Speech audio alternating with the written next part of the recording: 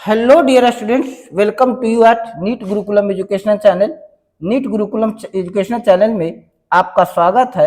NEET महामैराथन series के अंदर हम लोग आज सेल साइकिल और सेल डिवीजन कंप्लीट करेंगे। सेल साइकिल और सेल डिवीजन पूरा का पूरा एक ही क्लास में एक ही वीडियो लेक्चर में पूरा करेंगे। वीडियो थोड़ा लंबा रहेगा, इसीलिए थोड़ा पेशेंस बनाकर हमारे साथ बने रहिए। चलिए, इंट्रोडक्शन क्या कह रहा है? Are you aware that all organism, even largest organism कोई भी हो, चाहे वो सबसे बड़ा ऑर्गेनिज्म हो, ब्लू व्हेल की तरह का सबसे बड़ा ऑर्गेनिज्म हो या सबसे छोटा ऑर्गेनिज्म हो, वायरसेस ही ले लीजिए, वायरॉइड ले लीजिए, प्रियॉन्स ले लीजिए, चाहे उनकी साइज बहुत बड़ा हो या उनकी साइज माइक्रोन में हो, सबके सब अपनी लाइफ सिंगल सेल से ही शुरू करेंगे। सबका लाइफ सिंगल सेल से शुरू होगा। अब एक प्रश्न आता है, सबको एस्टोनिश करता है, अचंभित करता है कि एक छोटे से साइकिल से इतना बड़ा, एक छोटे से सेल से इतना बड़ा ऑर्गेनिज्म कैसे बनेगा? एक छोटे सा सेल से इतना बड़ा सेल कैसे बना?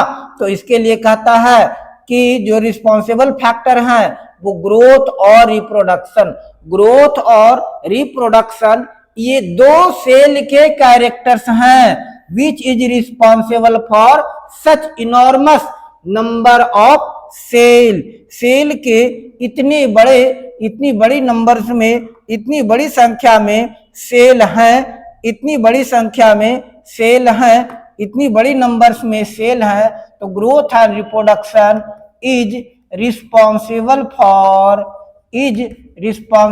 for such huge quantity of cells।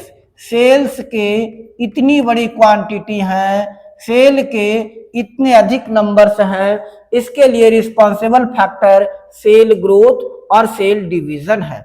Indeed of all living organism, all cells reproduced by dividing into two with each parental cell giving rise to two cell। parental cell, देखिए ये parental cell है, इसमें division का process चलेगा, prophase, metaphase, telophase, anaphase, इस तरह है ना, प्रोफेज, मेटाफेज, एनोफेज, टेलोफेज और इंटरफेज। तो कह रहा है क्या, इस तरह से सेल डिवीजन के अलग अलग प्रोसेस चलेगा और सिंगल सेल दो डॉटर सेल में बन जाएगा। फिर ये डॉटर सेल ग्रो करेगा, फिर ये डिवाइड करेगा, फिर डॉटर सेल बनाएगा। ये प्रोसेस कंटिन्यू चलता रहेगा। सेल ग्रो करेगा, डिवाइड करेगा, डॉटर सेल बनेगा, वो डॉटर सेल फिर ग्रो करेगा, डिवाइड करेगा। तो इस तरह से वो कंटिन्यू डिवाइडेड होता रहेगा। ग्रोथ और डिवीजन दो ऐसे प्रोसेस हैं जिनके कारण सेल नंबर्स होगा और सेल साइकिल चलेगा। तो कह रहा है कि ग्रोथ एंड डिवीजन और ग्रोथ और रिप्रोडक्शन, ग्रोथ एंड डिवीजन ये दो कैरेक्टरिस्टिक फीचर्स हैं जो नंबर ऑफ सेल्स के लिए रिस्पॉन्सिबल है, जिनके कारण ह्यूज क्वांटिटी ऑफ सेल बनता है। Structural organisation of millions of cell, है ना, structure consisting of million of cell. Cell cycle और सेल डिवीजन के कारण मिलियंस, करोड़ों की संख्या में सेल आते हैं और ये सेल एसोसिएट होकर नए ऑर्गेनिज्म को बनाते हैं। अब कहते हैं सेल साइकिल के बाद cell division is very important in all living organism. ये हम पढ़े। सेल डिवीजन के कारण क्या होता है, सेल डिवीजन के दौरान क्या होता है? तो सेल डिवीजन के दौरान दो प्रोसेस तो कम से कम होता है। सेल डिवीजन के दौरान दो प्रोसेस कम से कम होता है। सबसे पहले तो डीएनए रेप्लिकेशन होता है। डीएनए रेप्लिकेशन का मतलब डीएनए की नई कॉपी तैयार होती है, डीएनए का रेप्लिकेशन होता है और उसके बाद सेल ग्रोथ होता है। तो दो प्रोसेस होता है सेल डिवीजन के दौरान, डीएनए का रेप्लिकेशन और सेल का ग्रोथ। डीएनए का रेप्लिकेशन और सेल का ग्रोथ। इस तरह से कहता है क्या ये कोऑर्डिनेटेड वे में होता है सो दैट डिवीजन करेक्ट हो और नए सेल की करेक्ट प्रीगोनी बन सके, नया ऑर्गेनिज्म बन सके। The sequence of event by which cell duplicates its genome, synthesizes other constituents of cell and eventually divided into two daughter cell is cell cycle। अब बात करेंगे सेल साइकिल की। अब हम बात करते हैं सेल साइकिल की। सेल साइकिल की बात करेंगे तो सेल साइकिल में क्या क्या प्रोसेस होता है। तो सेल साइकिल के दौरान सेल साइकिल एक सीक्वेंशियल इवेंट है। पहले तो सीक्वेंशियल इवेंट का मतलब क्या होता है, वैसा इवेंट जो एक के बाद एक होता है। पहला इवेंट हुआ, दूसरा इवेंट हुआ, फिर तीसरा इवेंट हुआ, फिर पहला, फिर दूसरा। तो इस तरह से ये एक साइक्लिक इवेंट चलता है। सीक्वेंशियल इवेंट है। किसी का सीक्वेंशियल इवेंट है तो डुप्लीकेशन ऑफ जीनोम। पहले तो जितने भी जीन्स हैं, डीएनए है, इनका डुप्लीकेशन होता है। Sequential event of duplication of genome, genome का डुप्लीकेशन होता है। उसके बाद सिंथेसिस ऑफ सेल कॉन्स्टिट्यूएंट और सिंथेसिस ऑफ सेल कॉन्स्टिट्यूएंट या सेल कॉन्स्टिट्यूएंट्स का सिंथेसिस होता है। और इसके बाद finally division to daughter cell, वो डॉटर सेल में डिवाइड हो जाता है। डिवीजन टू डॉटर सेल, वो डॉटर सेल में फाइनली डिवाइड हो जाता है। इस तरह से सेल साइकिल चलता रहता है। Although cell growth in term of cytoplasmic increase is continuous process, DNA synthesis occurs at a specific stage। अब इसमें हम लोग क्या पढ़े, डुप्लीकेशन ऑफ जीनोम। तो इसमें कहता है सेल ग्रोथ यानी cytoplasmic division, cytoplasmic growth and division. Cytoplasm का, सेल के साइटोप्लाज्म का ग्रो करना और उसका डिवाइड होना, ये तो कंटिन्यूअस है, लगातार होता रहता है। सेल के अंदर कहा जाता है कि 24 आवर में सेल डिवाइड हो जाता है, मतलब लगातार साइटोप्लाज्म बढ़ता रहता है, बनता रहता है, डिवाइड होता रहता है, नया सेल बनता रहता है। But DNA synthesis occurs at a specific stage, लेकिन डीएनए सिंथेसिस हमेशा नहीं रहता है। ये क्या होता है, स्पेसिफिक स्टेज पर, सेल डिवीजन के स्पेसिफिक स्टेज पर डीएनए का डिवीजन होता है। Replicated DNA are distributed to daughter nuclei by complex series of event during cell division that are under genetic control। तो कह रहा है कि डीएनए सिंथेसिस होगा, क्रोमोसोम का रेप्लिकेशन होगा, डुप्लीकेट कॉपी होगी, रेप्लिकेशन ऑफ क्रोमोसोम होगा, क्रोमोसोम की कॉपी तैयार होगी और क्रोमोसोम की कॉपी तैयार होने के बाद वह कॉपी क्या होगा, डॉटर न्यूक्लियाई में डिवाइड होगा। दो कॉपी जो बनेगा, एक एक कॉपी डॉटर न्यूक्लियाई में डिवाइड होगा। दो डॉटर न्यूक्लियाई बनेगा और दोनों डॉटर न्यूक्लियाई को एक एक कॉपी मिलेगा। तो करा सेल डिवीजन के दौरान क्या होगा, डीएनए सिंथेसिस होगा, स्पेसिफिक स्टेज पर डीएनए सिंथेसिस होगा, डीएनए की कॉपी तैयार होगी, दो कॉपी बनेगी, दोनों कॉपी डिवाइड होगा, अलग अलग दोनों सेल्स में डिवाइड हो जाएगा। और लेकिन ये तो ओकेशनल होने वाला प्रोसेस है, बट एक कंटिन्यूअस प्रोसेस भी चलता रहता है, जिसे हम लोग कहते हैं cytoplasmic division, cytoplasmic increase. Cytoplasm की अमाउंट बढ़ती रहेगी और सेल डिवाइड होता रहेगा। अब करा सेल साइकिल की phases. Eukaryotic cell illustrated by human cell in culture, the cell divide once in approximately every 24 hours। तो पहला क्या कहता है, ये पॉइंट ये पॉइंट नीट के लिए बहुत इंपॉर्टेंट है। क्या कि ऑल यूकैरियोटिक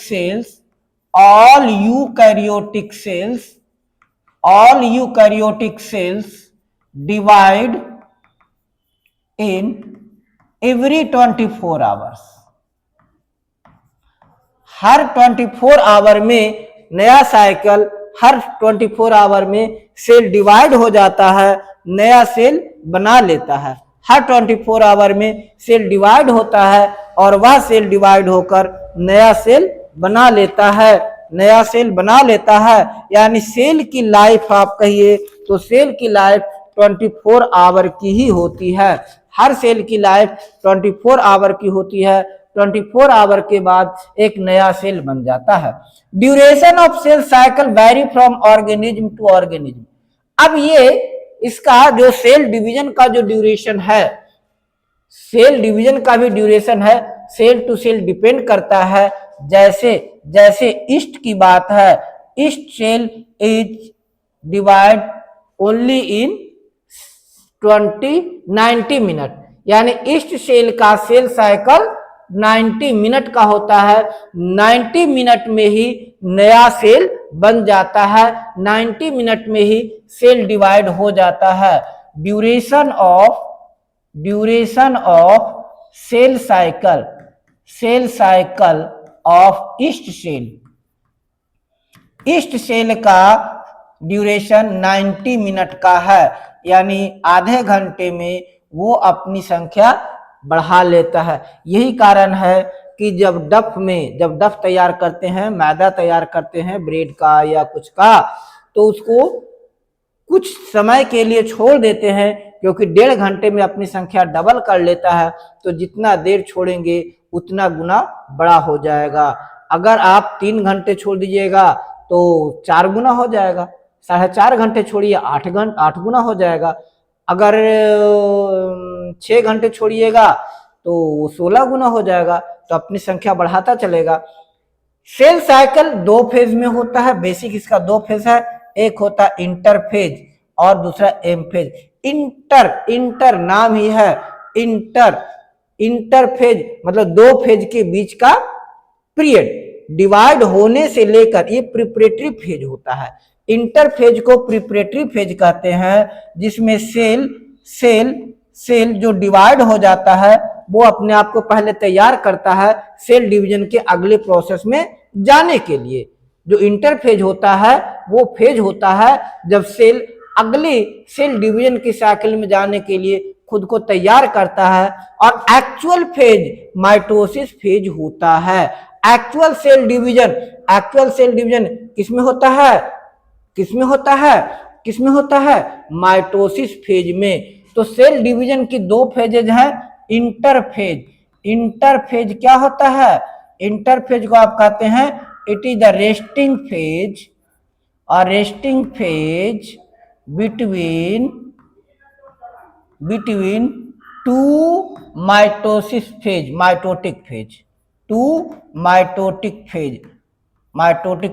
माइटोसिस के 2 फेज के बीच का रेस्टिंग फेज, जब सेल में कोई प्रोसेस नहीं चल रहा होता है, क्या कहते हैं उसको? इंटरफेज कहते हैं। तो interphase the phase between 2 successive M phase यानी माइटोसिस फेज होता है। अब ये माइटोसिस फेज क्या है? एक्चुअल डिवीजन ऑफ सेल का फेज है। Phase of actual cell division. Cell division का एक्चुअल फेज माइटोसिस फेज होता है। Note that 24 hour average duration of cell cycle of human cell division properly last only about in an hour. तो 24 our का तो होता है, 24 our का duration होता है। 24 आवर में 23 आवर्स जो होता है ये इंटरफेज का होता है। 23 आवर इंटरफेज का होता है, जिसमें सेल अपने आप को तैयार करता है डिवाइड के लिए। एक्चुअल सेल यानी 95% सेल साइकिल का 95% part of cell cell division का 95% part occurs only in 1 hour, केवल 1 घंटे में ही हो पाता है। सेल डिवीजन का जो 95% पार्ट है 1 घंटे में ही हो जाता है, बाकी 23 आवर तो रेस्टिंग फेज चलता है, 23 आवर तो इंटरफेज का होता है, 23 आवर तो प्रिपरेटरी फेज का होता है। M phase start with nuclear division. अब जो माइटोसिस फेज होता है इसमें सबसे पहले न्यूक्लियस का डिवीजन होता है। अब इसकी जिसको हम लोग कहेंगे कैरियोकाइनेसिस, इसके बाद क्या होता है, डॉटर क्रोमोसोम सेपरेट होता है। कैरियोकाइनेसिस का मतलब क्या हो गया, कैरियोकाइनेसिस का मतलब क्या हो गया, जो डॉटर सेल है, डॉटर सेल का अलग अलग होना, डॉटर क्रोमोसोम का सेपरेशन। तो यहां से कैरियोकाइनेसिस ये क्या है बेटा, the separation of daughter chromosomes, separation of daughter chromosome. Karyokinesis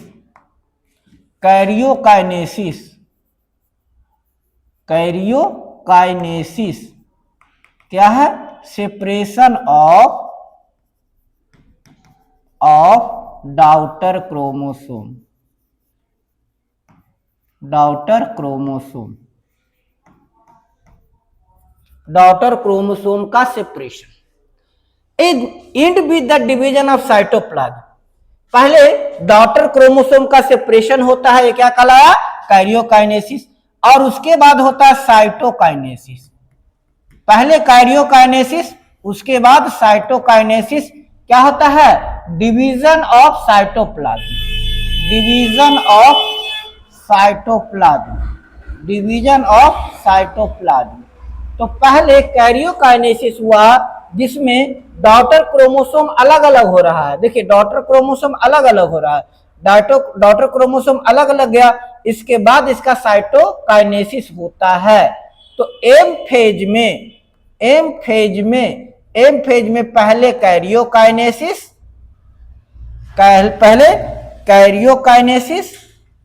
पहले कैरियोकाइनेसिस फॉलोड बाय साइटोकाइनेसिस। पहले कैरियोकाइनेसिस होगा, उसके बाद साइटोकाइनेसिस होगा। कैरियोकाइनेसिस क्या होता है, डिवीजन ऑफ क्रोमोसोम। पहले क्रोमोसोम डिवाइड होगा और उसके बाद साइटोप्लाज्म का डिवीजन होगा, डिवीजन ऑफ साइटोप्लाज्म होगा। अच्छा, अब क्या कह रहा है, the interphase though called resting phase is the time during which cell is prepared for division by undergoing both cell growth and DNA replication। अब कहता है इंटरफेज की अगर बात करते हैं, इंटरफेज, तो इंटरफेज को हम लोग रेस्टिंग फेज कहते हैं। अब रेस्टिंग फेज क्यों कहते हैं, तो रेस्टिंग फेज इसलिए कहते हैं बेटा क्योंकि इसमें एक्चुअल सेल डिवीजन का कोई विजिबल प्रोसेस नहीं चलता है। इंटरफेज के दौरान सेल डिवीजन का कोई एक्चुअल प्रोसेस होता हुआ नहीं दिखता है, इसीलिए हम लोग इंटरफेज कहते हैं। बट ऐसा नहीं कि नहीं होता रहता है, इसके दौरान होता रहता है। तो इंटरफेज के दौरान क्या होता है, तो बेटा इंटरफेज के दौरान पहले तो सेल ग्रोथ होता है, इंटरफेज के दौरान सेल ग्रोथ होता है, यानी सेल साइज इंक्रीज करेगा। इंटरफेज के दौरान सेल साइज इंक्रीज करेगा। उसके बाद क्या होगा, रेप्लिकेशन ऑफ डीएनए होगा। इंटरफेज के दौरान क्या होगा, सेल ग्रोथ होगा और डीएनए रेप्लिकेट होगा। अब इसको हम लोग, ये जो इंटरफेज है 3 स्टेज में होता है। पहला G1 phase, gap 1 phase, synthesis phase और गैप 2 फेज। पहले इसके बारे में समझेंगे। एक और G0 फेज होता है, तो G0, G1, S, G2। अब क्या कहता है, अब क्या कहता है, अब क्या कहता है, यहां से क्वेश्चन आपको नीट में आता है। जैसे सबसे पहले यहां देखिए, आपको क्या दिख रहा है, साइटोकाइनेसिस दिख रहा है। साइटोकाइनेसिस क्या होता है, साइटोप्लाज्म का डिवीजन, साइटोप्लाज्म का डिवीजन, यानी हम लोग क्या पढ़े, साइटोकाइनेसिस, साइटोप्लाज्म का डिवीजन। पहले कैरियोकाइनेसिस हुआ, पहले कैरियोकाइनेसिस हुआ, उसके बाद इसका साइटोप्लाज्म डिवाइड हो रहा है, डॉटर सेल डिवाइड हो रहा है। ये देख लीजिए, 2 डॉटर सेल बन गया है, 2 डॉटर सेल बन गया है। उससे पहले कैरियोकाइनेसिस हो चुका है, यानी ये डायग्राम सीधा रिप्रेजेंट कर रहा है कि पहले कैरियोकाइनेसिस होगा, उसके बाद साइटोकाइनेसिस होगा। अब पहले जीवन फेज, जीवन फेज, जीवन फेज क्या कहता है, G one phase interval between mitosis and initiation of DNA replication. जीवन फेज की अगर बात करेंगे तो जीवन फेज क्या है बेटा, जीवन फेज, जीवन phase, growth 1 phase, growth 1 phase क्या है, interval between mitosis and initiation of DNA. Mitosis और डीएनए रेप्लिकेशन, डीएनए रेप्लिकेशन के इनिशिएशन का फेज है। इस दौरान क्या होता है, सेल मेटाबॉलिकली एक्टिव रहता है। इस दौरान सेल मेटाबॉलिकली एक्टिव रहता है, सेल के अंदर सेलुलर प्रोसेसेस चलता रहता है एंड कंटिन्यूअसली ग्रो करता है। डीएनए रेप्लिकेशन नहीं होता है, ग्रोथ कंटिन्यू रहता है, ग्रोथ होता रहता है, बट डीएनए रेप्लिकेशन नहीं होता है, डीएनए रेप्लिकेशन नहीं होता है।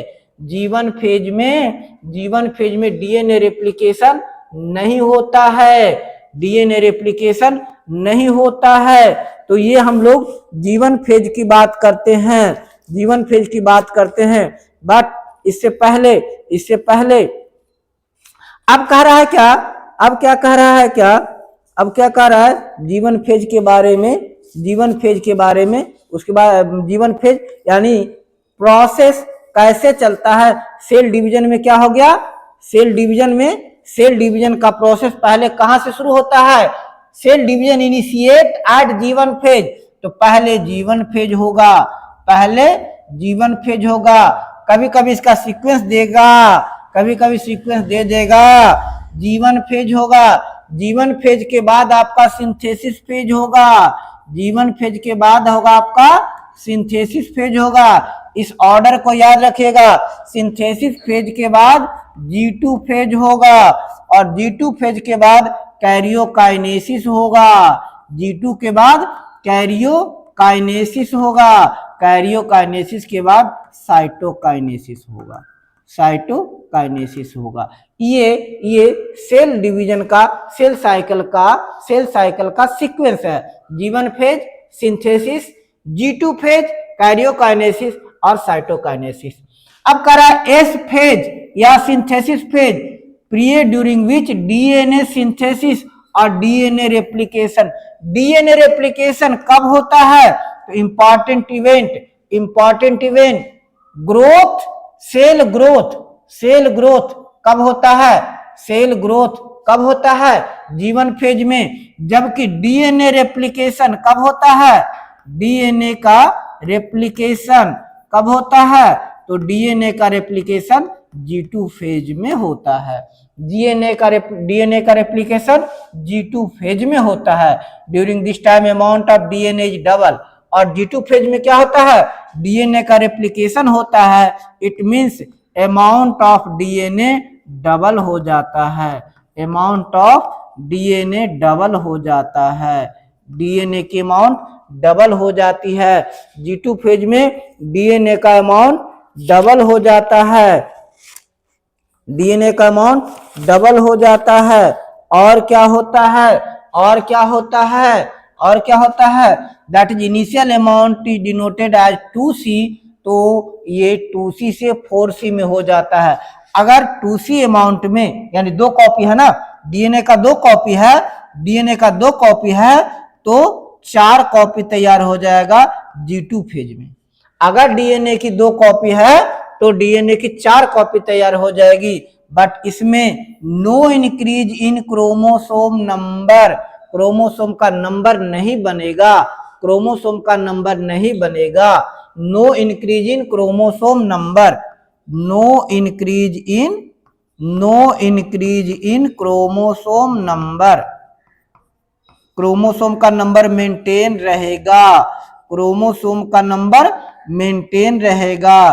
क्या होगा, डीएनए का अमाउंट डबल हो जाएगा, डीएनए की मात्रा बढ़ जाएगी। If the cell had diploid और 2a number of chromosome at G1 even after S phase, number of chromosome remain same, remain same, यानी कह रहा है क्या कि number of chromosome remains same रहेगा, रिमेन्स सेम रहेगा। अब इसमें कई बार आपको फंसाने के लिए इससे आपको रिलेटेड क्वेश्चन दे देगा, क्वेश्चन दे देगा, कहेगा कि अगर किसी सेल में, अगर किसी सेल में कंटेन 2C और 2x number of chromosome, 2x number of DNA, 2x number of DNA है एंड 2 बाई क्रोमोसोम है, 2 बाई नंबर ऑफ क्रोमोसोम है। किसी सेल में 2x amount of DNA 2x है और क्रोमोसोम का नंबर 2 बाई है, then after G2 phase, G2 phase के बाद क्या होगा, तो G2 फेज के बाद क्रोमोसोम हो जाएगा 4 बाई, ये तो डीएनए का, डीएनए का 4x डीएनए का अमाउंट हो जाएगा, डीएनए डबल हो जाएगा, जबकि क्रोमोसोम 2 बाई ही रहेगा। इट मीन्स G2 फेज में क्रोमोसोम की नंबर नहीं बढ़ती है, केवल डीएनए का अमाउंट बढ़ता है। In animal during S phase DNA replication begins in nucleus, और डीएनए का रेप्लिकेशन कहाँ होता है, कहाँ होता है, न्यूक्लियस में, और साइटोप्लाज्म में क्या होता है, सेंट्रियोल डुप्लीकेट होता है।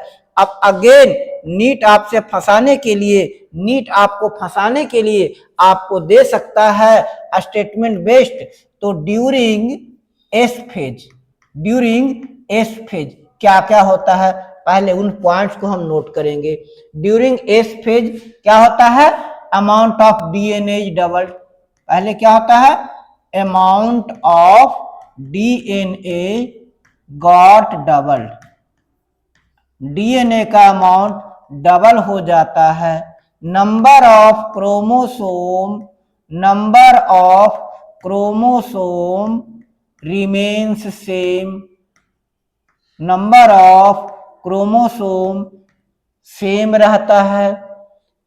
और डीएनए रेप्लिकेशन आकर्स कहाँ होता है, DNA replication, replication takes place, दोनों एक ही हो गया, टेक्स प्लेस कहाँ होता है, डीएनए का रेप्लिकेशन कहाँ होता है, न्यूक्लियस में होता है, न्यूक्लियस में होता है। इसके साथ साथ, इसके साथ साथ क्या होता है, डुप्लीकेशन ऑफ सेंट्रियोल भी होता है, सेंट्रियोल का डुप्लीकेशन चलता है, डुप्लीकेशन ऑफ सेंट्रियोल, और सेंट्रियोल का डुप्लीकेशन कहाँ होता है, तो ये साइटोप्लाज्म में होता है। डीएनए का डुप्लीकेशन न्यूक्लियस में होता है, डीएनए का डुप्लीकेशन न्यूक्लियस में होता है, जबकि साइटोप्लाज्म का, सेंट्रियोल का डुप्लीकेशन साइटोप्लाज्म में होता है, सेंट्रियोल का डुप्लीकेशन साइटोप्लाज्म में होता है। और proteins are synthesis in preparation for mitosis, cell growth continue, और इस दौरान क्या होता है, for continuation of cell growth, for continuation of cell growth, proteins are synthesized, protein का सिंथेसिस होता है, प्रोटीन का सिंथेसिस होता है। तो प्रोटीन का सिंथेसिस कब होता है?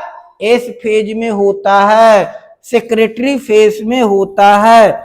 एस फेज को हम लोग सेक्रेटरी फेज भी कहते हैं बेटा जी, एस फेज को हम लोग सेक्रेटरी फेज भी कहते हैं। तो सेक्रेटरी फेज के दौरान क्या क्या होता है? सेक्रेटरी फेज के दौरान क्या क्या होता है? हम लोग क्या क्या देखे?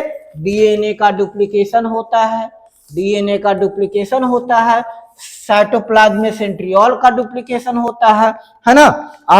अब इसमें क्या कहता है? Amount of double 4C। अच्छा, अब करा इट बिकम सोमैटिक सेल में 4C क्रोमोसोम हो जाता है, डीएनए रेप्लिकेशन, यानी क्या हो जाता है?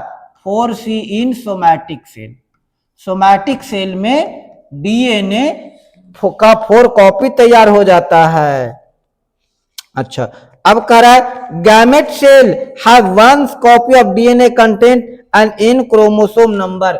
इस दौरान, एस फेज के दौरान भी जो गैमेट सेल होता है, गैमेट सेल में कितने होते हैं? 1 copy of DNA and in chromosome cell contain इसके दौरान 1 कॉपी ऑफ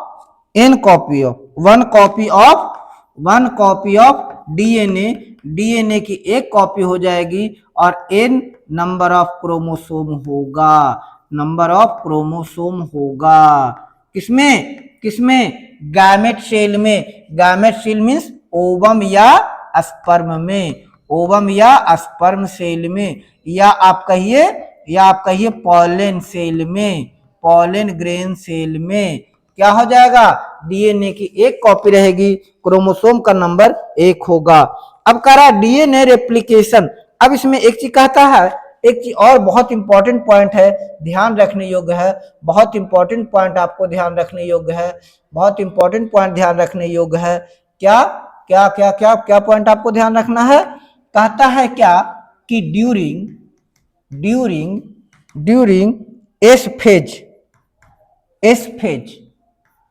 एस फेज के दौरान अगर कोई कॉम्प्लिकेशन होता है, पहले तो कहता DNA replication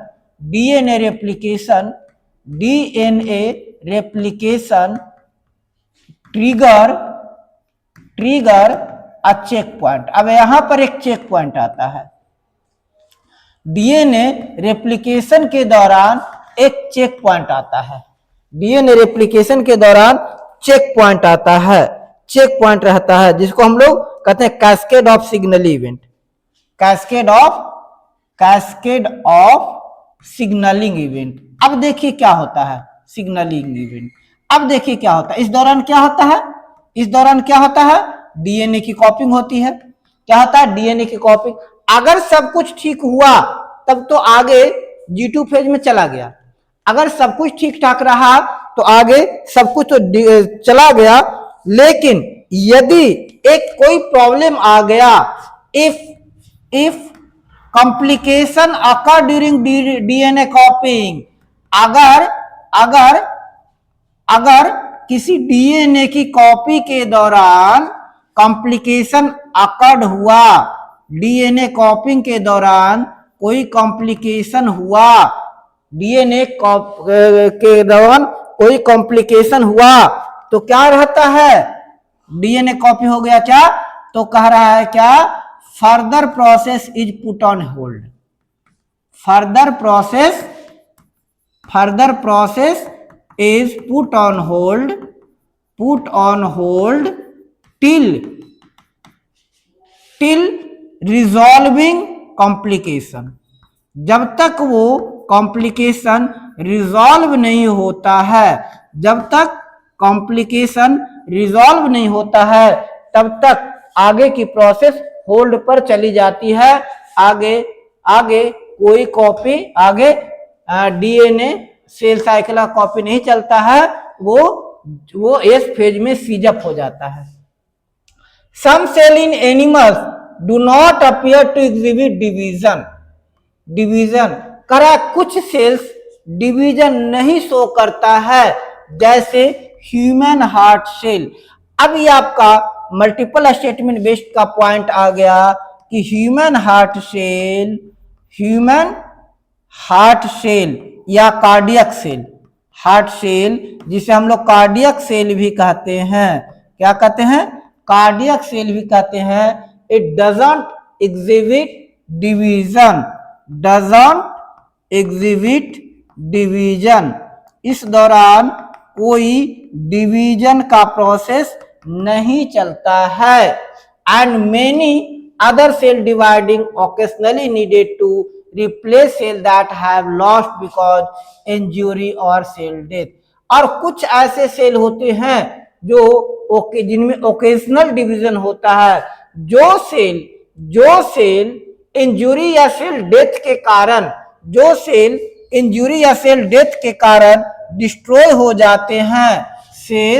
cell got destroyed और डैमेज ड्यू टू इंजुरी और सेल डेथ।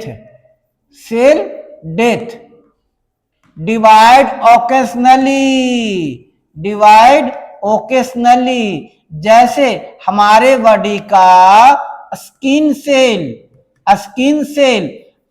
सेल में ओकेजनल सेल डिवीजन होता है, समय समय पर सेल डिवीजन होता है, जरूरत पड़ने पर सेल डिवीजन होता है, कोई कंटिन्यूअस सेल डिवीजन की प्रोसेस नहीं चलता रहता है। जबकि हार्ट सेल में cell division, actual cell division नहीं होता है बट वो विजिबल नहीं होता है, बाकी रेस्ट ऑफ सेल डिवाइड करता रहता है। अच्छा, आगे क्या कह रहा है, the cell that do not divide further exit G1 phase and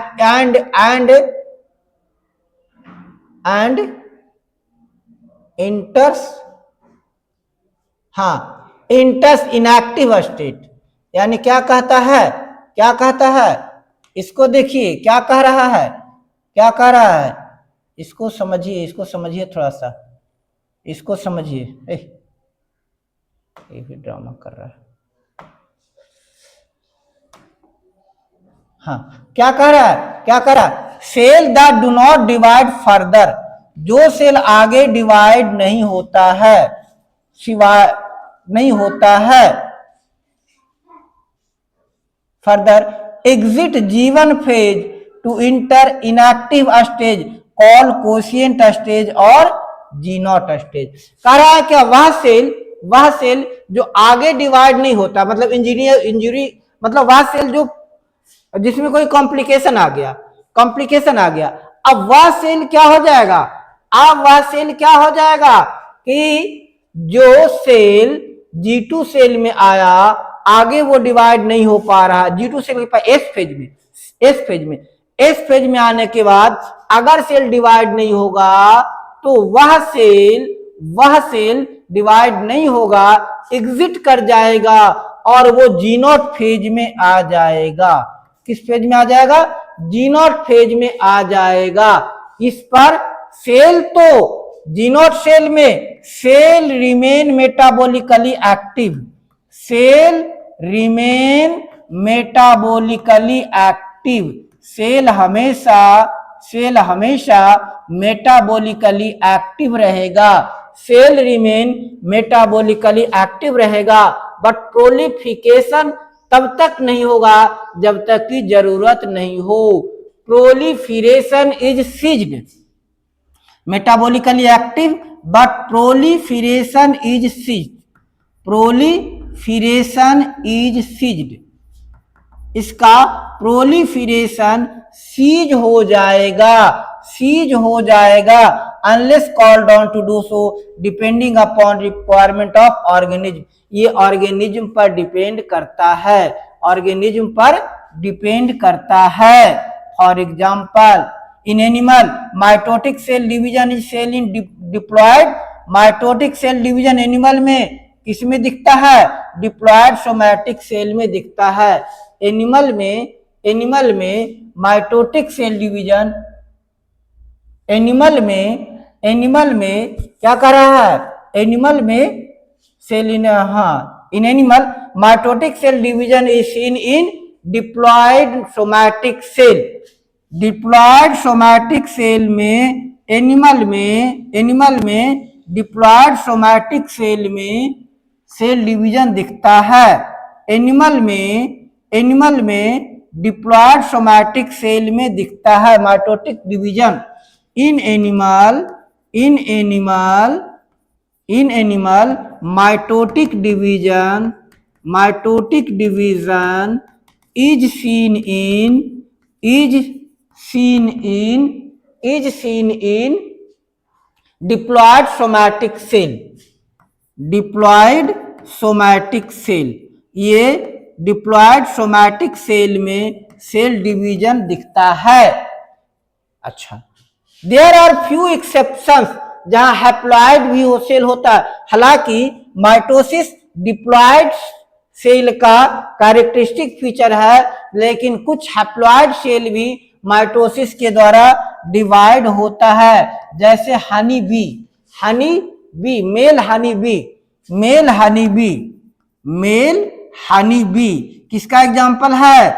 Honey bee किसका एग्जाम्पल है? हैप्लॉयड माइटोटिक सेल डिवीजन का एग्जाम्पल है।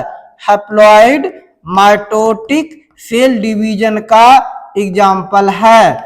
Honey bee, male honey bee haploid mitotic cell division का एग्जाम्पल है। प्लांट्स में भी माइटोटिक डिवीजन होता है, दोनों में हैप्लॉयड और डिप्लॉयड में। प्लांट में भी हैप्लॉयड और डिप्लॉयड दोनों में सेल डिवीजन देखने को मिलता है। प्लांट में हैप्लॉयड और डिप्लॉयड दोनों में सेल डिवीजन देखने को मिलता है। Alteration of generation in plants, और इसी को हम लोग कहते हैं alternation of generation. Alternation of generation का मतलब क्या हो गया? अल्टरनेशन ऑफ जनरेशन का मतलब क्या हो गया? अल्टरनेशन ऑफ जनरेशन का मतलब हो गया क्या? कि हैप्लॉयड और डिप्लॉयड सेल में माइटोटिक डिवीजन के दौरान जनरेशन का चेंज होना। जैसे देखिए स्पोरोफाइट है, जाइगोट बना, फिर गैमेटोफाइट आया, तो एक तरफ क्या हो रहा है? माइटोसिस से जाइगोट बन रहा है, तो मियोसिस से स्पोर बन रहा है।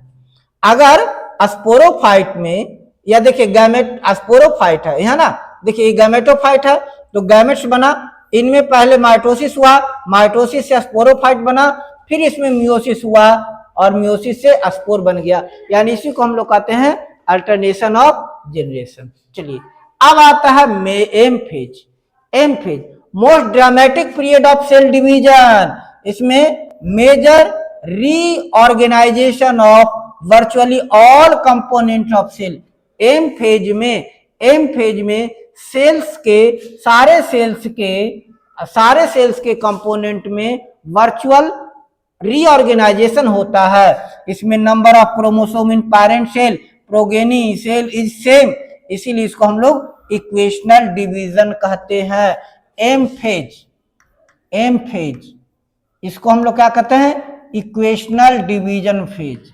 एम फेज को हम लोग क्या कहते हैं? Equational division phase. M phase को हम लोग क्या कहते हैं? Equational division phase. इसमें क्या कहता है? Number of chromosome in parent and progeny, दोनों में नंबर ऑफ क्रोमोसोम सेम होता है। Number of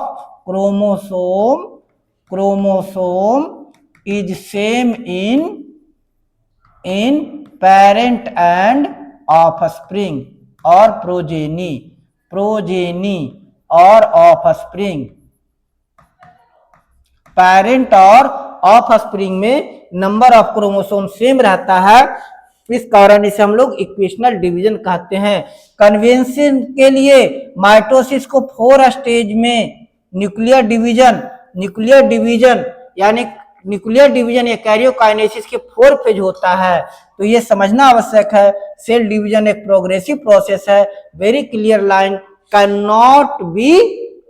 not be drawn in various stage, यानी कह रहा है सेल डिवीजन का जो वेरियस स्टेज होता है उसके बीच डिमार्केशन लाइन नहीं बना सकते, नहीं बताया जा सकता है कि ये फेज यहाँ खत्म हो गया और ये फेज यहाँ से स्टार्ट हो रहा है।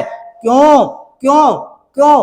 रीजन इज दैट कि माइटोसिस का ये जो प्रोसेस है ये कंटिन्यू चलता रहता है, एक प्रोग्रेसिव फेज है, एक के बाद दूसरा, दूसरे के बाद तीसरा।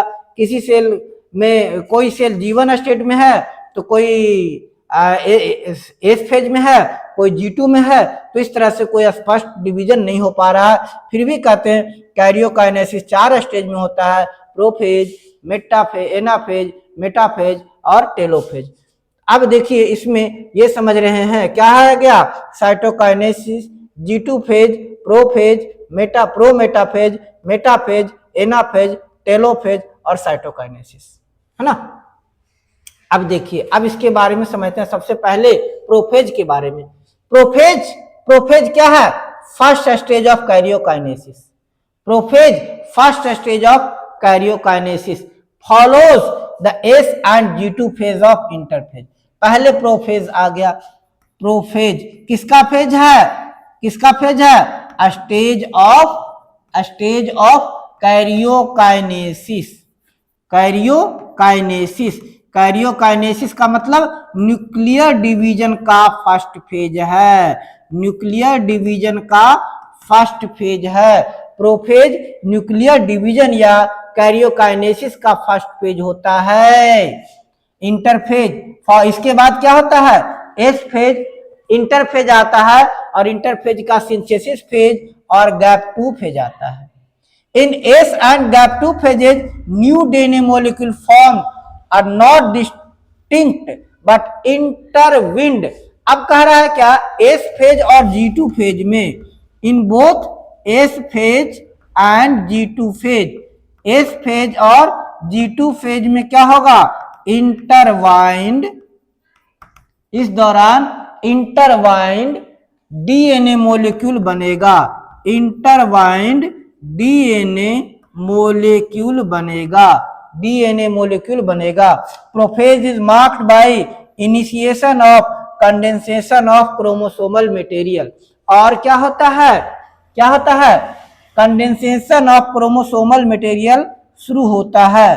Condensation of chromosomal material, chromosome का कंडेंसेशन स्टार्ट होता है। क्रोमोसोम का कंडेंसेशन स्टार्ट होता है। Chromosomal material untangled during the process of chromatin condensation. और इस दौरान condensation of chromatin, chromosomal material या क्रोमैटिन का कंडेंसेशन होता है। Chromosome which had undergone duplication during S phase of interphase begins to move towards opposite poles। अब इस दौरान जो सेंट्रोसोम बनता है, सेंट्रोसोम का जो डुप्लीकेशन होता है, इस दौरान सेंट्रोसोम क्या होता है? Centrosome begins to move towards opposite pole. ये अपोजिट पोल की ओर मूव करता है। Completion of prophase marked by following characteristic event. अब वो कौन कौन सी इवेंट है जो बताते हैं कि प्रोफेज कंप्लीट हो गया? तो पहला, condensation of chromosome and to be composed of 2 chromatid attach together at centromere. तो पहला फेज यहां देखिए, पहला क्या दिखेगा आपको? क्रोमोसोम 2 क्रोमैटिड के साथ सेंट्रोमियर के साथ अटैच्ड दिखेगा। पहला सेंट्रोसोम जो डुप्लीकेशन हुआ था, अब ये अपोजिट पोल्स की ओर मूव करेगा और each centrosome radiates out microtubules called aster. तो इस दौरान कुछ विजिबल चेंजेस देखने को मिलेगा। इस दौरान विजिबल क्या चेंज रहेगा कि क्रोमैटिड के रूप में बिखरा रहेगा और ये जो क्रोमैटिड है सेंट्रोमियर के साथ जुड़ेगा।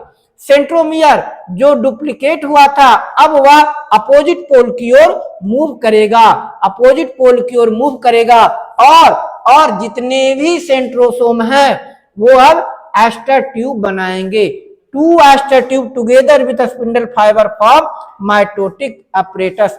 और ये aster tube plus spindle fibre, aster tube plus spindle fibre, ये दोनों क्या बनाएंगे, क्या बनाएंगे, माइटोटिक अपरेटस बनाएंगे।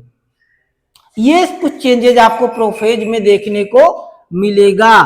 अब इसके बाद आता है metaphase. Complete distinction of nuclear envelope mark start of second phase of mitosis या मेटाफेज।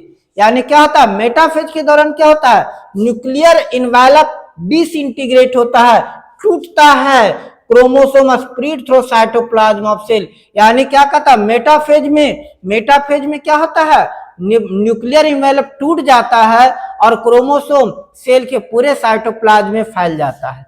समझिए, मेटाफेज में क्या होता है, न्यूक्लियर इन्वेलप टूट जाता है और क्या होता है, पूरे साइटोप्लाज्म में क्रोमोसोम फैल जाता है।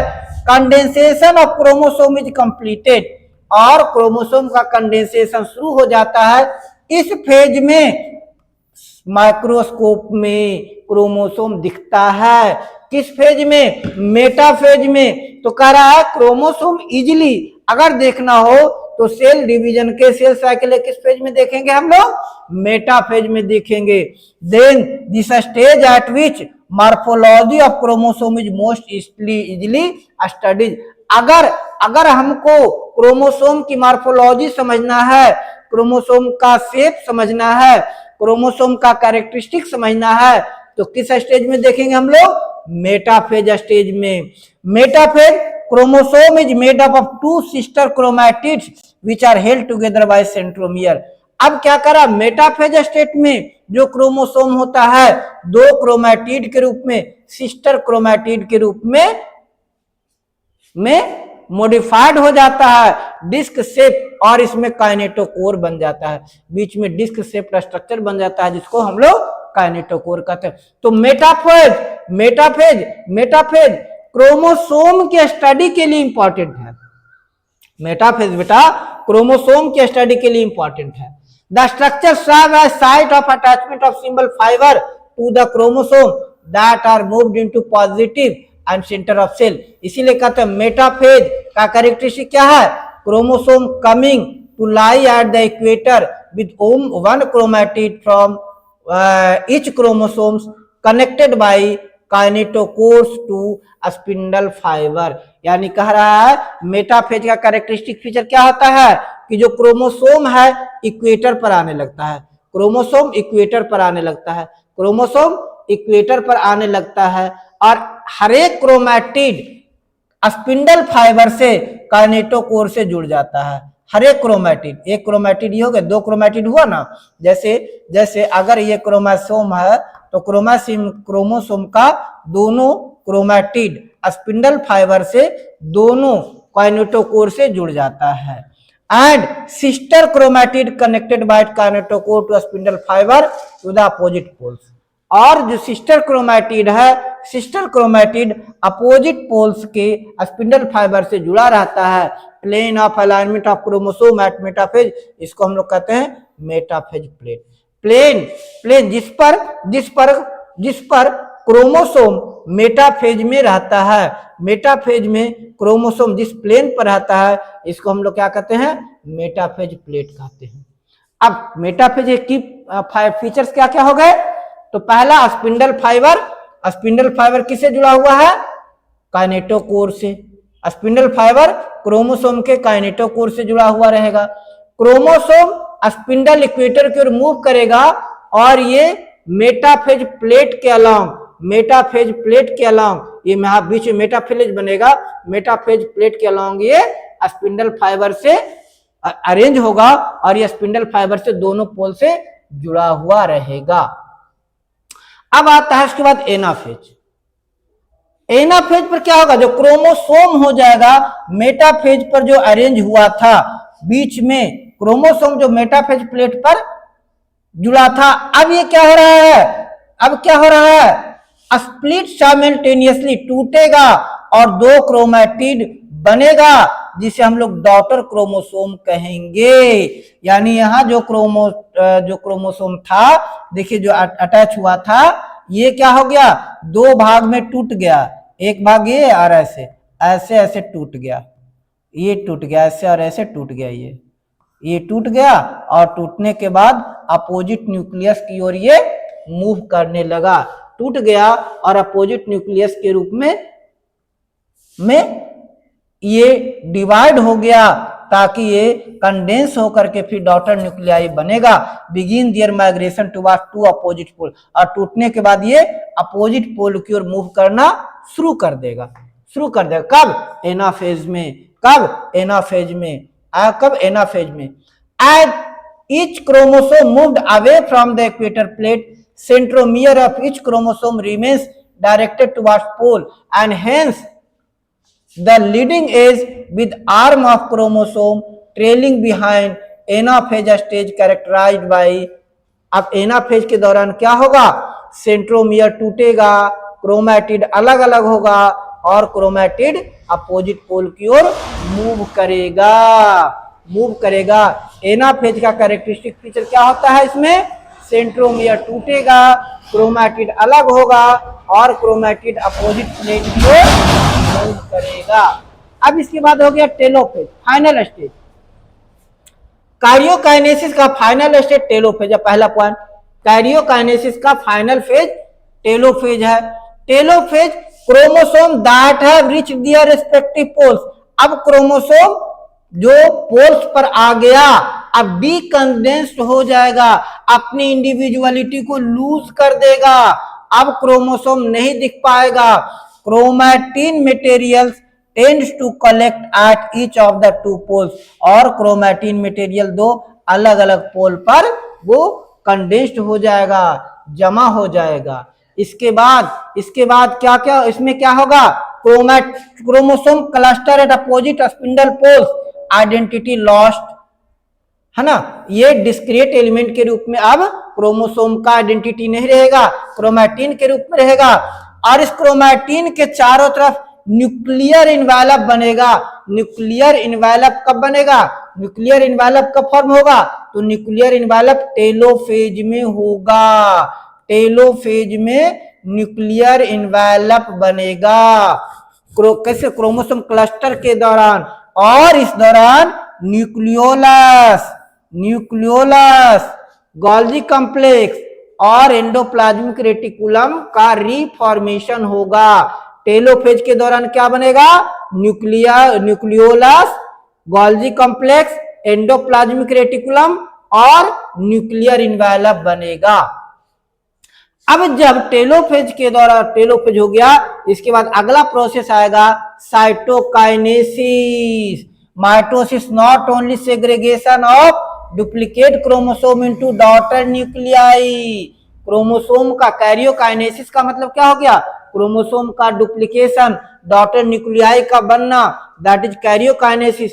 तो इस दौरान कैरियोकाइनेसिस ही नहीं होगा, माइटोसिस में साइटोकाइनेसिस भी होगा, यानी साइटोप्लाज्म दो पार्ट में बटेगा और यहां पर आपका सेल डिवीजन कंप्लीट हो जाएगा। In animal cell this is achieved by appearance of furrow. Plasma membrane में फरो बनेगा, प्लाज्मा मेम्ब्रेन है ना, एक खांचा बन जाएगा। प्लाज्मा मेम्ब्रेन में खांचा किस स्टेज बनेगा, साइटोकाइनेसिस स्टेज में प्लाज्मा मेम्ब्रेन में खांचा बनेगा जो गहरा होता जाएगा और इस तरह से पूरे सेल को दोनों जुड़ करके दो सेल बन जाएगा। However plant cell are enclosed by relatively inextensible cell wall से जुड़ा रहेगा। अब दोनों में, प्लांट सेल में और एनिमल सेल में, दोनों सेल में जो साइटोकाइनेसिस है बेटा, साइटोकाइनेसिस का अलग अलग मेथड चलेगा साइटोकाइनेसिस। अब देखिए प्लांट सेल में क्या होगा, प्लांट सेल में वाल फॉर्मेशन स्टार्ट होगा। कब, किसमें, कैरियोकाइनेसिस में, है ना, किसमें साइटोकाइनेसिस में, सॉरी साइटोकाइनेसिस में क्या होगा, साइटोकाइनेसिस के दौरान साइटोकाइनेसिस के दौरान साइटोकाइनेसिस के दौरान साइटोकाइनेसिस के दौरान क्या होगा, क्या होगा, वॉल फॉर्मेशन स्टार्ट होगा, बाहर की ओर ग्रो करेगा और लैटरल वॉल से मिल जाएगा। Formation cell wall begin the formation of simple precursor called cell plate that represent middle lamella between the wall of two adjacent cell। कहता है क्या, साइटोकाइनेसिस के दौरान सेल प्लेट बनेगा, सेल प्लेट रीअरेंज होगा, अरेंज होगा और अरेंज होकर के मिडिल लैमेला बनाएगा। At the time of cytoplasmic division के दौरान माइटोकॉन्ड्रिया और प्लास्टिड दोनों डॉटर सेल में डिस्ट्रीब्यूट होगा।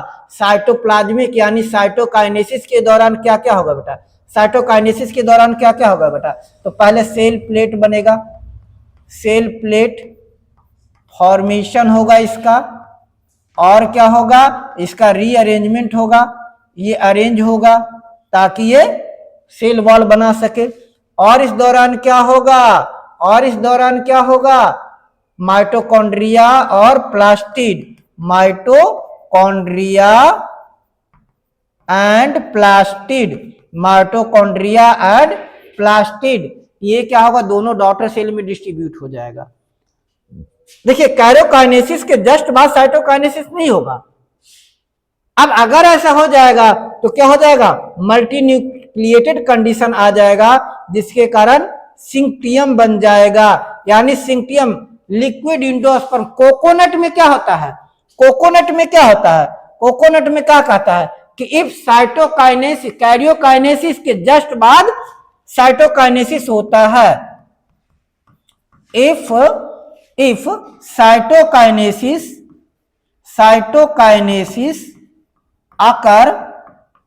occur just after karyokinesis, multinucleated cell forms।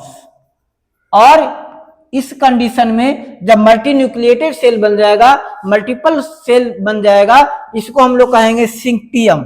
और सिंक्टियम किसका कैरेक्टरिस्टिक फीचर है, सिंक्टियम का एग्जांपल क्या है, कोकोनट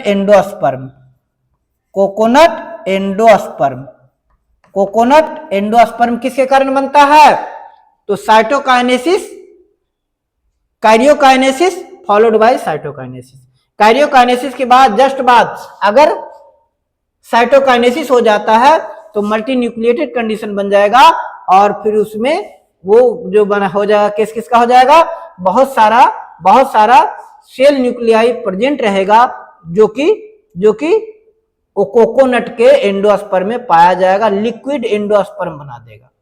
अब इसका सिग्निफिकेंस, इक्वेशनल डिवीजन होता है जो डिप्लॉयड सेल तक रेस्ट्रिक्ट होता है। हाउएवर कुछ लोअर प्लांट्स में, कुछ सोशल इंसेक्ट में हैप्लॉयड सेल भी माइटोसिस से डिवीजन होता है। तो mitosis restricted to diploid cell, mitosis diploid cell का कैरेक्टरिस्टिक फीचर है। माइटोसिस क्या है बेटा, characteristic feature of diploid cell,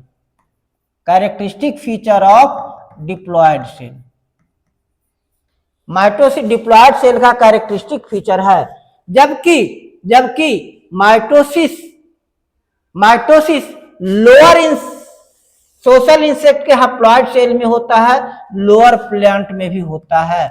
occurs in lower plant cell as well as haploid cell of social insect, social insect मतलब जो insect group में रहते हैं, जैसे आपको हो गया बी, हो गया आपका एंट, हो गया, इन सब में माइटोसिस क्या होता है, हैप्लॉइड सेल में होता है। It is very essential to understand the significance of division in the life of organism. Are you aware some example where we have studied about haploid diploid? Mitosis result in production of diploid daughter cell with identical genetic complement. Mitosis में क्या होता है, diploid daughter cell बनता है जिसके genetic complement identical होता है। Growth of multi cellular organism due to mitosis. Mitosis के कारण ही मल्टी सेलुलर ऑर्गेनिज्म बनता है। Cell growth results in disturbing ratio between nucleus and cytoplasm. Cell growth के कारण क्या होता है, न्यूक्लियस और साइटोप्लाज्म का रेशियो डिस्टर्ब होता है। इसीलिए न्यूक्लियोसाइटोप्लाज्मिक रेशियो को मेंटेन करना जरूरी होता है। दूसरा, माइटोसिस सेल रिपेयर में हेल्प करता है। Mitosis meristematic tissue that is apical meristematic lateral cambium, इनमें माइटोसिस होता है और ये माइटोसिस जहां होता है वहां पर कंटिन्यूअस ग्रोथ देखने को मिलता है। माइटोसिस जहां पर होता है कंटिन्यूअस ग्रोथ देखने को मिलता है। अब इसके बाद बात करेंगे हम लोग मियोसिस की। Production of offspring by sexual reproduction include the fusion of two gamete. ठीक है, सेक्सुअल रिप्रोडक्शन में क्या होता है, दो गैमेट आपस में फ्यूज होता है। अच्छा, और दोनों किस में रहता है, हैप्लॉइड क्रोमोसोम रहता है। दो हैप्लॉइड गैमेट फ्यूज होता है। Gamete form specialised diploid cell. This specialised kind of cell division that reduces chromosome number by half result in the production of haploid daughter cell. तो हैप्लॉइड डॉटर सेल किसके कारण बनता है, देखिए diploid daughter cell है, diploid cell है ना। Diploid cell में क्या हो गया, माइटोसिस हुआ, मियोसिस हुआ, अंडरगोज मियोसिस के दौरान ये 4 हैप्लॉइड डॉटर सेल बनाएगा, 4 haploid daughter cell. Diploid cell का जब मियोसिस होगा तो 4 डिप्लॉइड डॉटर सेल बनेगा। This kind of division called meiosis. Meiosis ensure production of haploid phase in the life cycle of sexual reproducing organism. Fertilization restore diploid phase. अब यहाँ पर haploid cell हुआ, फिर माइटोसिस हुआ, किस दौरान, फर्टिलाइजेशन के दौरान, और ये हैप्लॉइड सेल फिर से डायप्लॉइड सेल में बदल गया। तो इस तरह से कहते हैं क्या कि मियोसिस क्या है, गैमेटोजेनेसिस का कैरेक्टरिस्टिक फीचर है। मियोसिस क्या है, कैरेक्टरिस्टिक फीचर ऑफ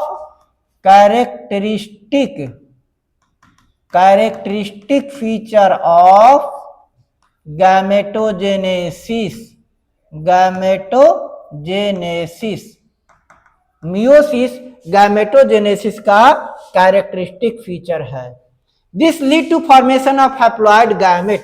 इसके कारण हैप्लॉइड गैमेट बनेगा। इसका फीचर क्या होता है, 2 सीक्वेंशियल साइकिल होगा न्यूक्लियस डिवीजन का, कौन सा, मियोसिस 1 और मियोसिस 2। लेकिन डीएनए रेप्लिकेशन का एक साइकिल होगा। समझ लीजिए, मियोसिस के दौरान क्या हो जाएगा, न्यूक्लियस का 2 इक्वेटोरियल डिवीजन होगा, जबकि डीएनए रेप्लिकेशन का एक ही डिवीजन। मियोसिस 1 पेरेंटल क्रोमोसोम के रेप्लिकेशन के बाद शुरू होगा और आइडेंटिकल क्रोमोसोम बनाएगा एस फेज में। मियोसिस 1 इस दौरान क्या होगा, parental cell replication of parental cell होगा, यानी पेरेंटल क्रोमोसोम का कॉपी तैयार होगा,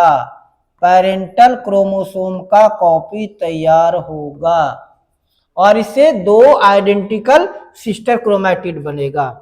इसमें क्या होता है, होमोलोगस क्रोमोसोम की पेयरिंग होगी और नॉन सिस्टर क्रोमैटिड का रिकॉम्बिनेशन होगा और इस तरह से मियोसिस 2 के बाद 4 हैप्लॉइड सेल का निर्माण होगा।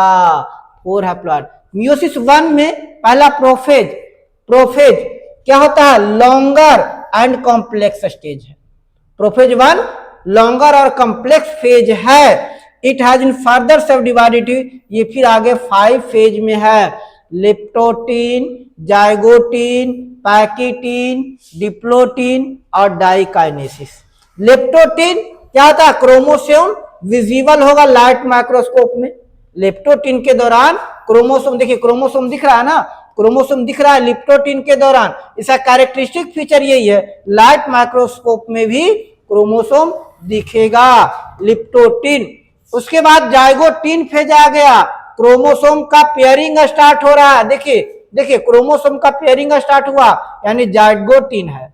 इसके साथ इसको सिनैप्सिस भी कहेंगे। पेयर्ड क्रोमोसोम होमोलोगस होंगे, होमोलोगस क्रोमोसोम बन रहा है।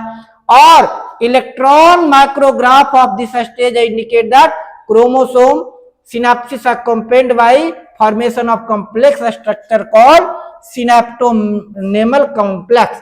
अब कह रहा है कि इसको अगर देखेंगे तो एक कॉम्प्लेक्स बनेगा जिसे कहेंगे सिनैप्टोनेमल कॉम्प्लेक्स। सिनैप्टोनेमल कॉम्प्लेक्स किसमें होगा, जाइगोटीन स्टेज में। जाइगोटीन स्टेज में क्या बनेगा, सिनैप्टोनेमल कॉम्प्लेक्स बनेगा। Complex formed by pair of, अब क्या आता है, सिनैप्सिस, होमोलोगस क्रोमोसोम का सिनैप्सिस जुटेगा। अब इसे को हम लोग बाईवैलेंट या टेट्राइड कहेंगे। इसको बाईवैलेंट या, देखिए जुड़ गया ना, तो बाईवैलेंट या टेट्राइड कहेंगे, 4 आर्म बन गया, इसलिए इसको बाईवैलेंट या टेट्राइड कहेंगे। ये नेक्स्ट स्टेज में और विजिबल होगा। इसके बाद आता है पैकिटीन। पैकिटीन में 4 क्रोमोसोम, चारों क्रोमोसोम डिस्टिंक्ट हो जाएगा, अलग अलग हो जाएगा और ये टेट्राइड के रूप में दिखेगा। इसके बाद क्या बनेगा, रिकॉम्बिनेशन नोड्यूल्स बनेगा, क्रॉसिंग ओवर होगा, नॉन सिस्टर क्रोमैटिड के बीच क्रॉसिंग ओवर होगा। क्रॉसिंग ओवर क्या है, जेनेटिक मटेरियल का 2 होमोलोगस क्रोमोसोम के बीच जेनेटिक मटेरियल का ट्रांसफर, 2 होमोलोगस ऑर्गेनिज्म के, इन दोनों क्रोमोसोम के बीच, इन दोनों क्रोमोसोम के बीच जेनेटिक मटेरियल का ट्रांसफर होना, that is called crossing over. Crossing over pachytene का कैरेक्टरिस्टिक फीचर है। क्रॉसिंग ओवर रिकॉम्बिनेज के कारण होगा। Crossing over leads to recombination of genetic material on 2 chromosomes between homologous chromosome is completed by pachytene. Pachytene जब खत्म हो जाएगा तो क्रॉसिंग ओवर कंप्लीट होने के साथ ही पैकिटीन खत्म हो जाएगा। इसके बाद आ गया डायप्लोटीन। डायप्लोटीन स्टेज में क्या होगा, dissolution of synaptonemal complex and tendency of recombination of homologous chromosome to bivalent. अब देखिए जो नॉन सिस्टर क्रोमैटिड है जुड़ करके बाईवैलेंट बनेगा और इसमें कैस्माटा बनेगा। डायप्लोटीन स्टेज में एक्स शेप्ड स्ट्रक्चर बनेगा जिसे हम लोग कह देंगे कैस्माटा। उस साइट और कुछ वर्टिब्रेट में डिप्लोटीन कई महीनों तक या कई सालों तक चल सकता है। तो एक्स शेप स्ट्रक्चर यानी कैस्माटा किसका कैरेक्टरिस्टिक फीचर है बेटा, डायप्लोटीन का। फाइनल स्टेज डाइकाइनेसिस हो गया। डाइकाइनेसिस दैट इज कैस्माटा टर्मिनलाइजेशन हो जाएगा, टर्मिनल पर जाएगा, क्रोमोसोम फुल्ली कंडेंस्ड हो जाएगा, meiotic spindle assemble to prepare homologous chromosome for separation. Nucleolus disappear हो जाएगा, न्यूक्लियर इनवेलप ब्रेक डाउन हो जाएगा और अब ये मेटाफेज में ट्रांजिशन की ओर आगे बढ़ जाएगा। एनाफेज 1 होमोलोगस एनाफेज 1 में क्या होगा, होमोलोगस क्रोमोसोम अलग अलग होगा और सिस्टर क्रोमोसोम जुड़ा हुआ रहेगा। होमोलोगस क्रोमोसोम अलग अलग हो गया और सिस्टर क्रोमोसोम, जैसे 2 क्रोमोसोम बना ना, एक ये सिस्टर क्रोमैटिड है ना, ये 2 क्रोमैटिड है, ये हो गया, ये सिस्टर क्रोमैटिड हो गया, है ना, ये हो गया, ये हो गया। आप देख लीजिए इस दौरान क्या होगा, सिस्टर क्रोमैटिड है, अब इसमें क्या कर रहा है, इसमें क्या कर रहा है, सिस्टर क्रोमैटिड एसोसिएटेड रहेगा, ये दोनों जुड़ा हुआ रहेगा, सॉरी ये दोनों जुड़ा रहे, ये दोनों सिस्टर क्रोमैटिड है, ये दोनों जुड़ा रहेगा और होमोलोगस क्रोमोसोम सेपरेट हो जाएगा, यानी ये ऐसा कंडीशन बन जाएगा, कुछ ये हो गया,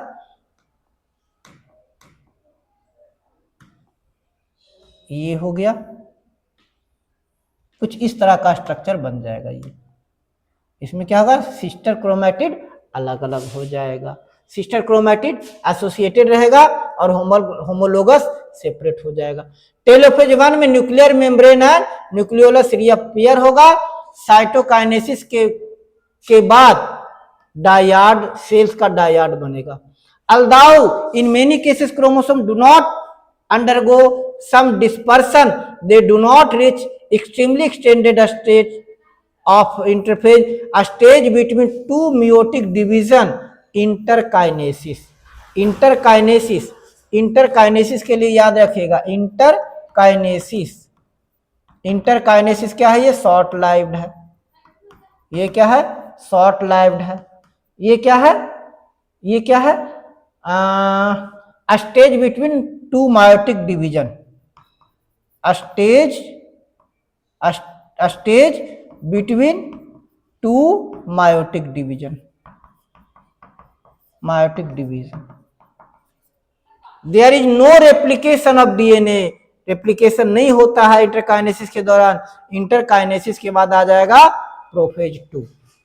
अब आता है prophase 2, meiosis 2 initiate immediately after cytokinesis के जस्ट बाद मियोसिस 2 आ जाएगा, जिसमें कह रहा है क्रोमोसोम पूरी तरह से इलोंगेटेड हो जाएगा। Meiosis 1 meiosis 2 resembles normal meiotic, यानी number of nuclear membrane disappear हो जाएगा। प्रोफेज 2 के बाद न्यूक्लियर मेम्ब्रेन क्या हो जाएगा, गायब हो जाएगा और क्रोमोसोम फिर से कॉम्पैक्ट हो जाएगा। मेटाफेज 1 में क्रोमोसोम इक्वेटर पर अलाइन हो जाएगा, फिर क्या होगा, माइक्रोट्यूब्यूल्स बनेगा, स्पिंडल फाइबर से अटैच हो जाएगा, काइनोकोर से जाएगा और फिर एनाफेज 2 में इसका क्या हो जाएगा, क्रोमैटिड अलग अलग हो जाएगा, फिर दोनों दो पोल्स की ओर मूव करेगा, धीरे धीरे माइक्रोट्यूब्यूल शॉर्टनिंग हो जाएगा और काइनेटोकोर से जुड़ जाएगा और टेलोफेज 2 लास्ट फेज में क्रोमोसोम का 2 ग्रुप अगेन फिर से न्यूक्लियर इन्वेलप से घिर जाएगा और उसके बाद टेट्राइड सेल बनेगा, यानी 4 हैप्लॉइड न्यूक्लियर सेल बनेगा। इसका सिग्निफिकेंस, इसमें क्या होता है, conservation of chromosome number possible होता है, क्रोमोसोम नंबर कंजर्व रहता है, यानी अगर हमारे बॉडी में 23 पेयर ऑफ क्रोमोसोम है तो 23 पेयर क्रोमोसोम बने रहे मियोसिस के कारण। Achieve through generation in sexual reproducing organism, even the process पर से paradoxically results in reproduction of chromosome number by half, also increase in genetic variable। इसके कारण इवोल्यूशन का प्रोसेस चलेगा। तो सेल डिवीजन खत्म हो गया। आज शाम में हम बात करेंगे रिप्रोडक्शन की, बात करेंगे reproduction in plant. Thank you for being.